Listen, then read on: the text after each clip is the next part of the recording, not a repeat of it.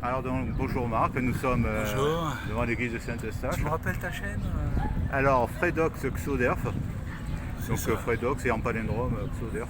D'accord. Ouais, parce qu'il y a un autre qui s'appelait Fredox, comme je m'appelle Frédéric. Ouais. Bon, on va aller directement au sujet. Donc là, nous sommes à Saint-Eustache. Oui, l'église Saint-Eustache, Saint-Eustache. place Saint-Eustache. Voilà, donc bon ben personne n'est venu. Presque personne. Hein. Presque personne, il y en a au moins un, c'est vrai.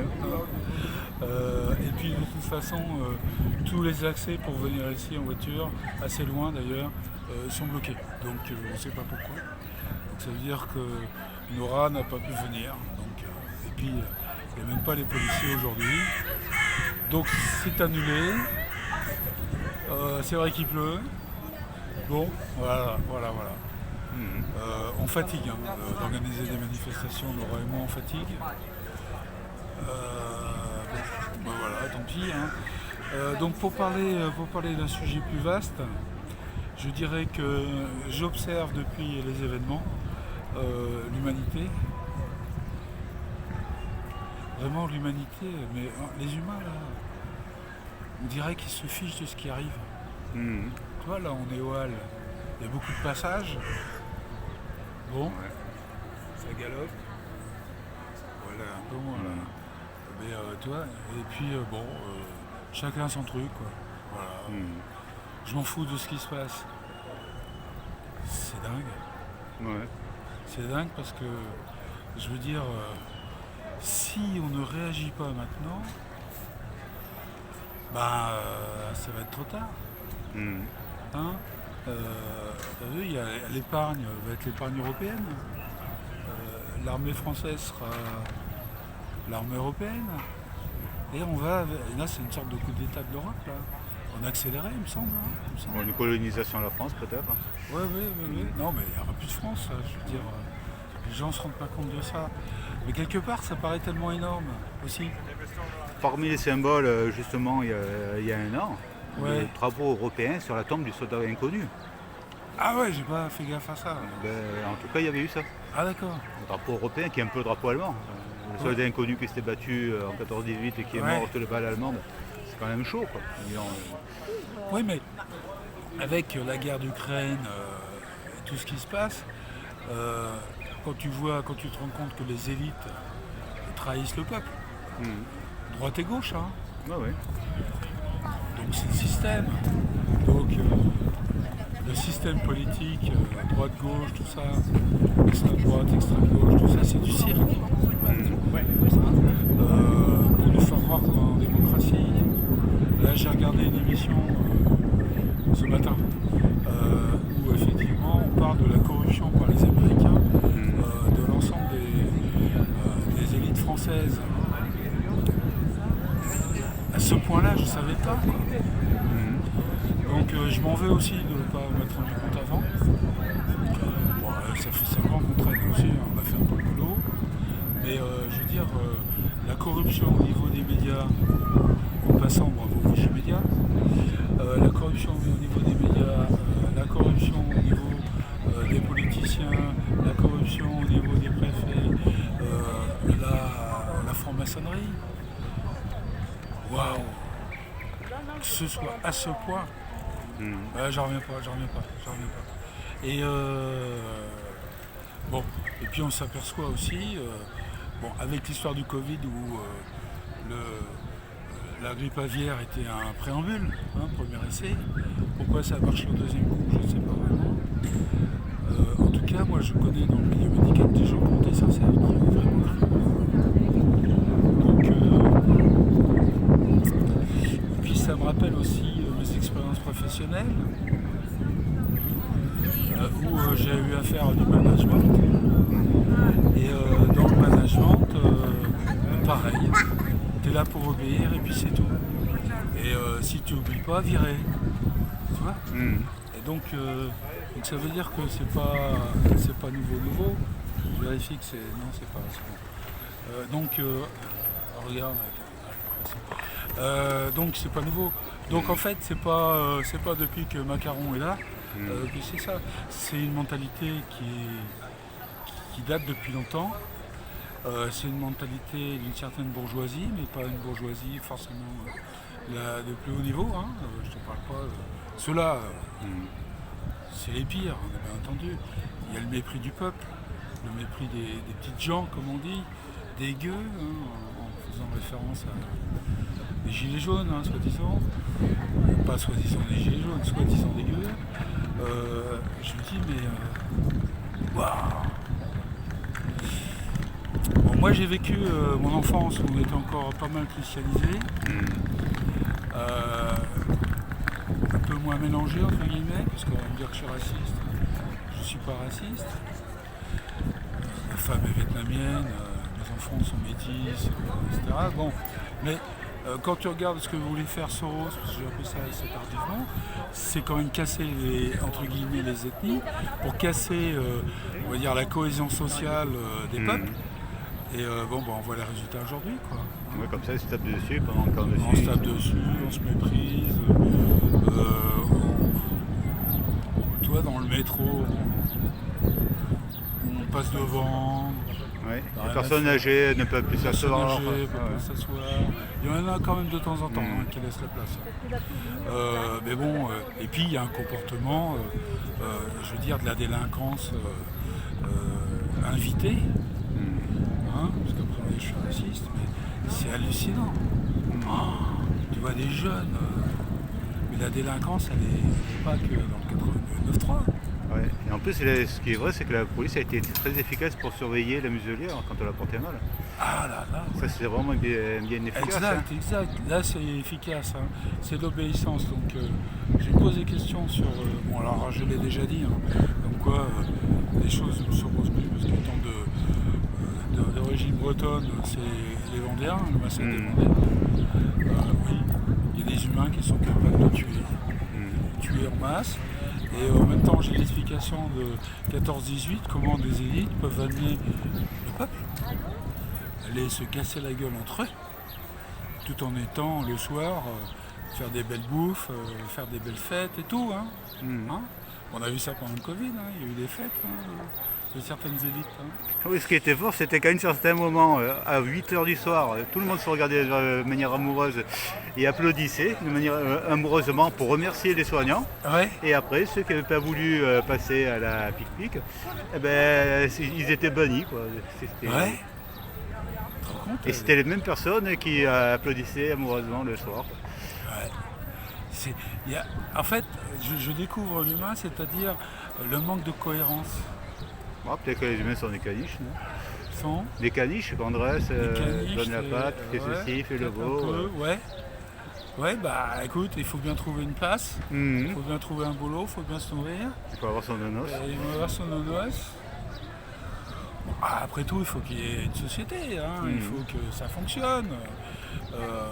Nous ne sommes pas tous égaux, malheureusement, au niveau des capacités intellectuelles. Hein. Moi, je ne suis pas littéraire, j'aurais bien aimé être un peu littéraire, je ne suis pas du tout. Hein. Donc, on a des qualités, un certain nombre de dons, voilà. Et puis, il y en a qui travaillent, il y en a qui ne travaillent pas. Il y en a qui réfléchissent, il y en a qui ne réfléchissent pas. Il y en a qui pensent qu'aller chasser les femelles, par exemple. Maintenant, il y en a qui chassent pas que les femelles. Ouais. Il y en a qui chassent aussi les femaux. Non, oui, je sais pas, ils ont un autre gibier, quoi, on va dire. Un autre gibier. D'accord. Après, Bon, voilà. Après, il y en a qui en ont une seule de femelle. On va pas avoir de problème. Ouais, après, ça, c'est, oui. On est minoritaire. Comment on dirait T'es hétéro, toi, non? Ouais, c'est du signe du taureau. Ouais. C'est du signe du taureau, voilà. Ouais. Non, mais je pensais. Non, mais en fait, je suis du signe du taureau en réalité. Mais, ouais, le caractère taureau, ouais. Non, mais je disais que t'étais hétéro. Donc non, j'attends, oui. Oui, non, je suis hétéro. Tu risques rien de mon côté. Quoi. Ah, ouais. Tu peux me tourner le dos. Je te trahirai pas. Quoi. Non, mais je vais pas ramasser une pièce par terre. Ouais, la savonnette. Et donc, ouais. Non, mais je suis. Je sais pas, ceux qui vont regarder, qui regardent tes émissions, on est quand même dans un monde un peu perdu, quoi. Ouais. Et là, ce matin, je rencontre une maman. On sympathise, et donc elle a des enfants ados. Je pense à ces enfants ados. moi j'ai eu la chance d'être ado dans les belles années 70, hein, fin 60, 70 et début 80. C'était logique, c'était bien foutu, les gens avaient du style, les gens avaient de la classe. Tu avais un père, une mère, tu le respectais. Ouais. Bon, éducation un peu forte. Ouais, mais bon, moi au moins ça. Tu craignais ton père à la limite. Non, non, mais il fallait pas que je mette les coups de la table, quoi, sinon j'avais un coup de fourchette. Mais pour moi c'était droit, là c'était. Voilà. Et puis aujourd'hui je vois des parents qui sont extrêmement laxistes vis-à-vis de leurs enfants. J'étais enseignant, donc j'ai vu dans la classe le manque de respect vis-à-vis des profs. D'ailleurs j'ai vu une autre émission sur les profs, effectivement. Les profs en France on est payé quasiment le SMIC, alors qu'en Allemagne c'est plus de 3 000 euros. Et en France ça fait longtemps, c'est pour ça qu'ils ne trouvent pas de profs. Là j'ai eu d'autres on va dire, témoignages de mamans et donc de leurs enfants qui sont des élèves, et là d'école de commerce. Hein. Ils ne trouvent plus de profs, donc c'est n'importe quoi. Et du moment qu'ils ont mis un prof, c'est bon. Le prof fait un cours, c'est bon. Puis on m'appelle au secours, tiens, je regarde le cours, attends, c'est quoi ton cours là? Ouais. Ah non, le prof il a fait un cours, le prof il était là, donc le collège, lycée, école supérieure, ils ont un prof, tout va bien, le cours a été fait, tout va bien, c'est mal fait, tout ça, on s'en fout. Et je peux te dire qu'ils sont vraiment nuls actuellement les élèves. Ah oui. Ah bon, ma fille, elle est, disons, elle a fait des études, elle doit être en 5e. J'ai évoqué le terme inverse. Ah oui. 1 sur X. Ouais. C'est quoi? Disons, je ne savais même pas ce que c'était que l'inverse, quoi. Un truc basique, disons. Ouais. Non, on a une chute verticale, vertigineuse même. C'est vrai qu'à l'époque, les maths, ça avait une valeur quand même, une importance. Ouais.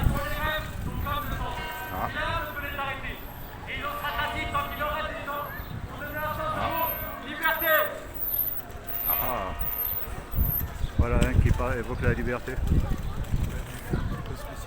Ouais. Ah non, il fait son spectacle. C'est un foutage de gueule. Ouais. Je crois bien. Non mais, oui, chute vertigineuse au niveau scolaire. D'ailleurs, on voit au niveau du PISA, le PSA, c'est ça. Le PSA, c'est-à-dire les études pour connaître les niveaux des élèves. Ah oui, c'est vrai qu'à l'époque, la France n'était pas trop mal classée, et là, je crois qu'on est tombé dans les bas-fonds, quoi. Ah, on est tombé dans les bas-fonds. Ouais. Mais ça, pour moi, c'est organisé. C'est organisé, donc on est dans la destruction de la France depuis plus de 40 ans. Hein. En fait, moi, ce que je crois comprendre, parce que je n'ai pas d'affirmation, c'est que suite à la fin de la Deuxième Guerre mondiale, donc on s'est fait un peu détruire, on s'est retrouvés.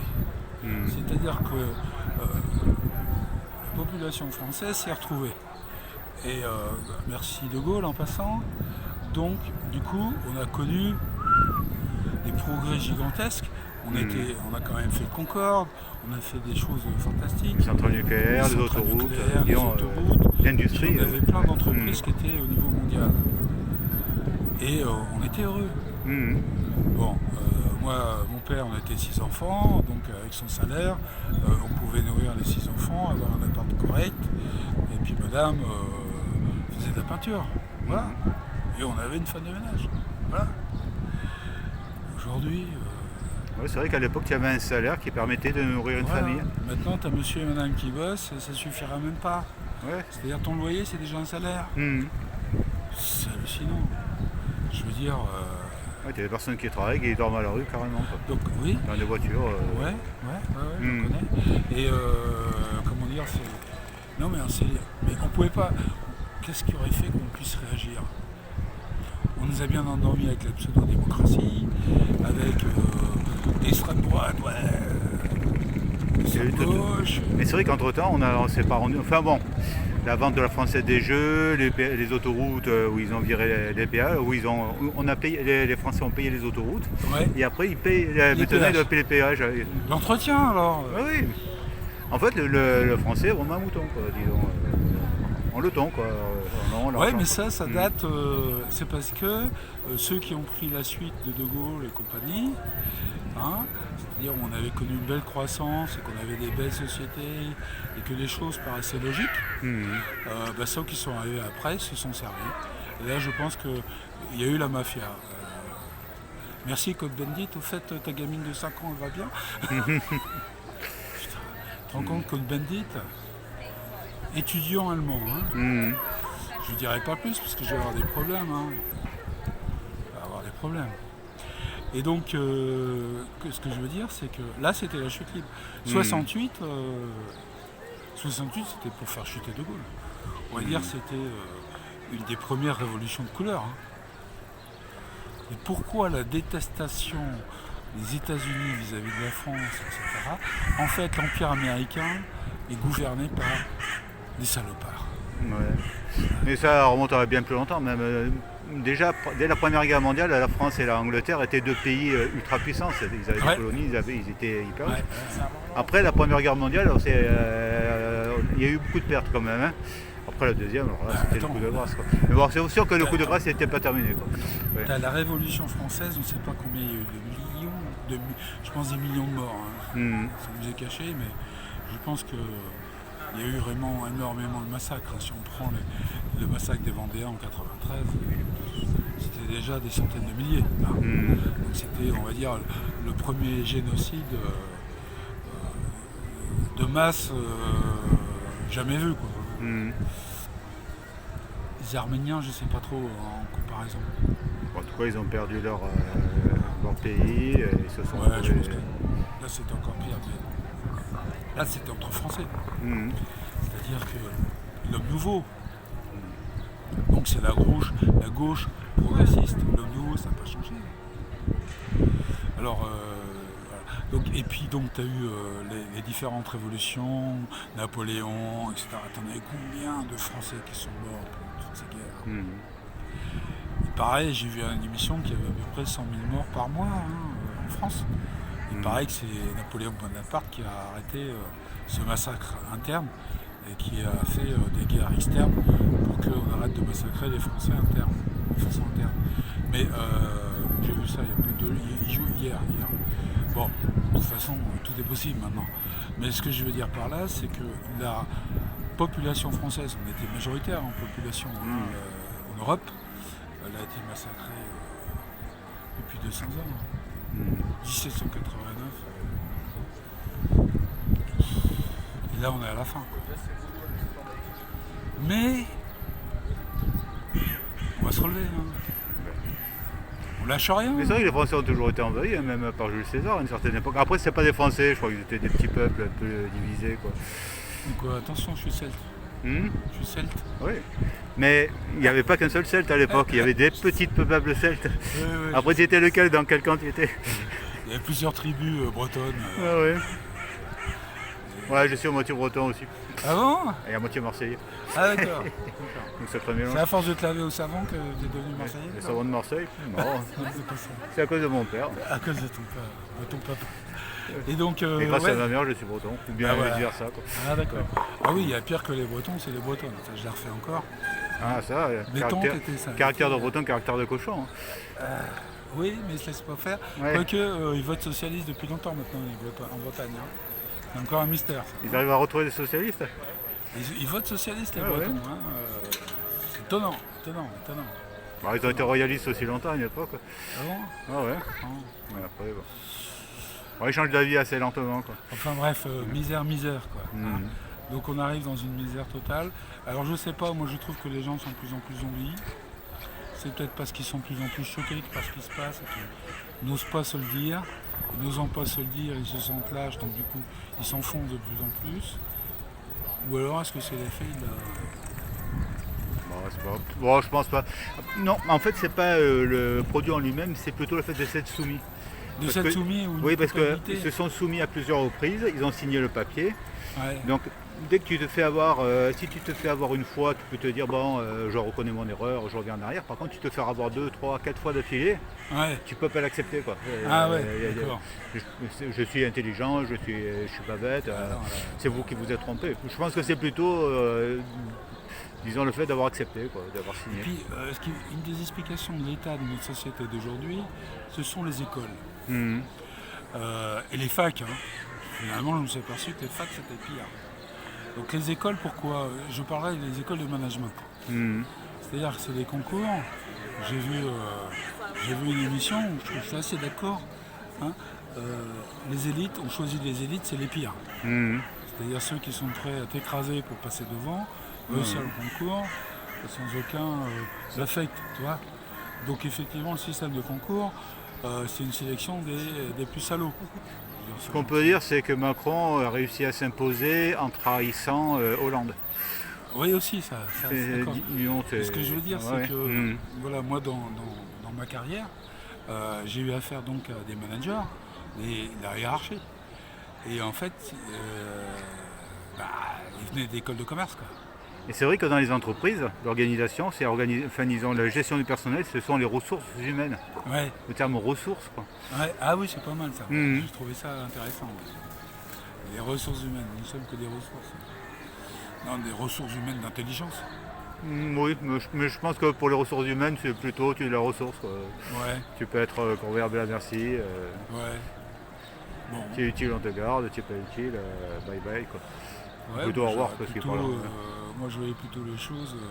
Tiens, celui-là il a un super talent, non pas à s'en servir, mais il va nous aider à progresser tous, quoi. Oui, mais alors ce ne sera pas une ressource, ce sera plutôt quelqu'un sachant, le savoir, disons. Non, mais quand tu as du talent, tu peux avoir un talent. Par exemple, je prends quelqu'un qui est capable de te faire une musique fabuleuse, chose que je ne saurais pas faire. Donc il a du talent. Je pense que dans les ingénieurs, il y en a qui ont du talent. Oui, des artistes. C'est vrai que le terme c'est un artiste, c'est un maître, c'est un sachant. Par contre, une ressource, c'est. Il vient de servir, quoi. Oui. Ça, j'ai passé un peu de temps à essayer de changer ça. Et je me suis fait saboter. Je ne vais pas raconter ma vie, là. Ouais. Donc, dans notre société, il faut la refaire. Il faut la refonder. Il y a des choses qui sont déjà bien pensées. Donc, ne désespérons pas. Mais quand même, là, c'est un peu dur. Ouais. Et puis, je pense qu'il va y avoir des gros événements pendant les Jeux Olympiques. Ouais. C'est vrai qu'il y a beaucoup de personnes qui prévoient ça, quoi. Ouais. On m'a déjà dit qu'il fallait me tirer de Paris. Surtout l'après-Jeux Olympiques, a priori. Pendant les Jeux Olympiques, a priori, ils vont serrer les vis. Ouais. Notamment, il y avait une des personnes, tu sais, de la manifestation à laquelle j'ai assisté hier. Ouais. Il lui a dit pendant les Jeux Olympiques, ça va pas se casser la figure au niveau économique, mais après, ça va s'effondrer. Avec la dette colossale. La dette plus que colossale. Bon, la dette impayable, quoi. Non, mais ça, c'est un meurtre de la France, comme on a dit, comme j'ai entendu. Le meurtre de la France, ça fait longtemps. J'ai appris un truc. C'est-à-dire que tu as Soros qui paye des navires pour être au large de certaines contrées. Ils arrivent dans nos contrées et Soros est remboursé par l'Union Européenne. Ouais, c'est bien ça. Pas mal, c'est un commerce, ça. Ah, il a sens des affaires. Attends. Ouais. C'est un monde de fous, c'est hallucinant. Voilà, mais bon, il faut tenir. Il faut tenir. C'est difficile. Le mental, bien. Donc comme il y en a qui me disaient les manifestations ça sert à rien, bah ouais, la preuve c'est qu'il n'y avait personne. Ça va être là aujourd'hui, il n'y a pas foule là. Bon, il défoule peut-être pour s'amuser un peu, mais non, mais il fait pas beau, aussi, c'est normal. Et puis voilà, on aura fait ce qu'on a pu. Et puis il y a les élections européennes. Alors, on peut peut-être parler des élections européennes. Alors, j'ai connaissance qu'il y a un parti qui s'appelle France Libre. France Libre, c'est qui? C'est Francis Lalanne, un excellent chanteur. Et puis. Dieudonné alors. Dieudonné, un excellent humoriste. D'accord. Pour faire une. Comment ça s'appelle? Je ne vais pas la faire là. Là, quoi, tu sais, là. Oui, Ouais. On ne dira pas pour pas avoir de problème. Faut pas que tu sois blacklisté. Ouais. blacklisté. Hein. Bref. Donc la grosse quenelle collective, sans disant. Bon, ça paraît pas sérieux, mais c'est la seule solution. Parce que les systèmes politiques, donc il y a eu un appel pour qu'Asselineau rejoigne. Les patriotes aussi. Ouais. Et puis, bon, parce qu'en fait, il faut que ce soit, les citoyens. Les citoyens qui manifestent, qui montrent qu'ils sont la masse, puis montrer aux politiciens, j'allais dire politiciens, parce que c'est un peu des chiens du pouvoir. Hein. Je l'ai dit, oui, je l'ai dit. Et donc, ce que je veux dire par là, c'est que il faut que ceux qui sont chronomètres se disent, ouais, oula, ça peut basculer, on va arrêter nos conneries. Moi j'ai déjà dit, ces élections européennes, peut-être qu'il peut y avoir quelques représentants, mais c'est un bon prétexte, c'est un bon moyen de faire réseau. C'est-à-dire qu'on communique les uns avec les autres de façon officielle. Donc moi, tu vois, j'aimerais bien récupérer des tracts et puis rencontrer les gens dans les marchés. Ce serait bien ça. Oui, ça va se faire. Donc, je trouve ça intéressant. Hein, je crois que la liste de Francis, il manque encore un peu de monde. Donc s'il y en a qui veulent bien participer comme candidat, il faut se dépêcher. Hein, faut se dépêcher. Voilà. Je crois qu'il y a un site qui s'appelle France Libre. Bonjour. Bonjour. Ouais. Je savais qu'il y avait un rendez-vous, mais alors il y a personne. Mais on est trois. Les trois, je te remercie. À trois, ils sont masse. Hein, Une masse, ouais. Il n'y avait même pas les flics.